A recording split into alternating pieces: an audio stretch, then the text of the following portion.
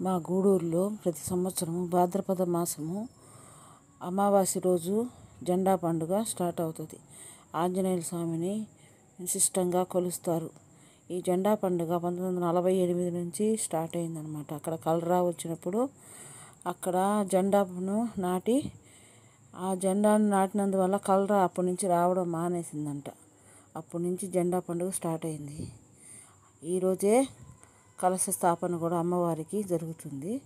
ఈ జెండా పండుగ బ్రహ్మాండంగా చేస్తారు. మైసూర్ తర్వాత గూడూరులోనే ఇంత విశిష్టంగా, ఇంత వైభవంగా, అంగరంగ వైభవంగా జరుగుతుంది.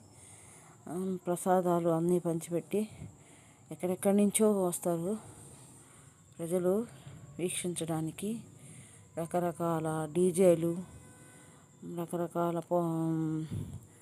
పోస్టర్లు అన్నీ పెట్టి, జెండాలు పెట్టి మంచిగా పండుగలను చేస్తారు.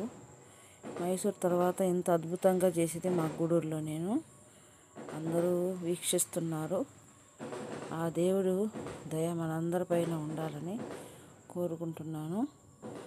రకరకాలుగా ఎక్కడా ఉండవు ఇంత సెట్టింగ్స్ కానీ అన్నీ చూసిన వాళ్ళు ఇంకోసారి చూడకుండా ఉండలేరు. ప్రతి సంవత్సరం వస్తూ చూస్తూ ఉంటారు. ఆ దేవుడి దయ మనందరిపైన ఉండాలని.